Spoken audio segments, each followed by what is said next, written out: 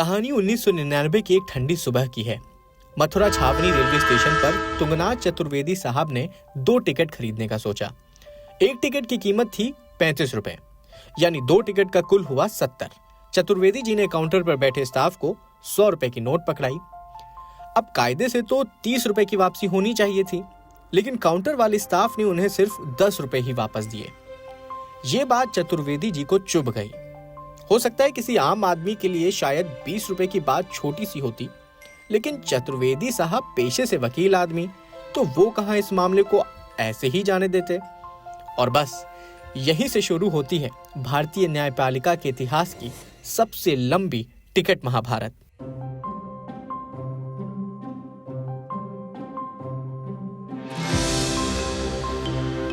चतुर्वेदी जी ने तय कर लिया कि वो 20 रुपए को आसानी से नहीं छोड़ेंगे। फिर क्या था, खुद को न्याय का योद्धा मानते हुए उन्होंने अदालत में जाकर केस ठोक दिया।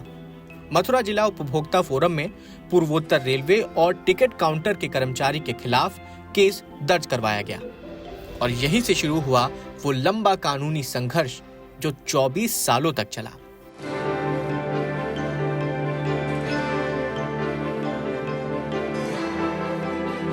इस मामले की सुनवाई किसी फिल्मी कहानी से कम नहीं थी। कोर्ट में तारीख पर तारीख मिलती रही और हर बार नतीजा कुछ नहीं निकलता। चतुर्वेदी जी ने अपना वकील तक बदल दिया, लेकिन उनका हौसला नहीं टूटा। न्याय की ये लड़ाई लंबी चलती गई। कभी एक तारीख होती और अगली सुनवाई के लिए नए दस्तावेज तैयार होते। कुल मिलाकर 100 से ज्यादा सुनवाई हुई इस मामले में।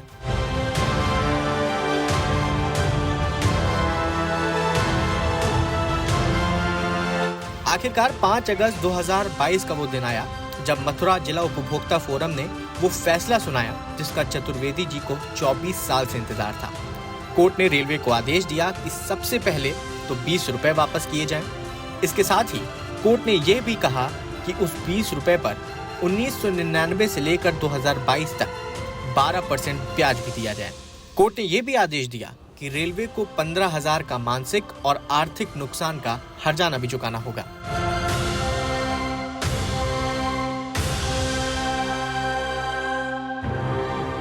अब सोचिए, 20 रुपए का ब्याज जोड़कर 60 रुपए तो बन गए और ऊपर से 15,000 का हर्जाना भी रेलवे को चुकाना पड़ा, यानी कुल मिला के 20 रुपए रेलवे के लिए भारी पड़ गए।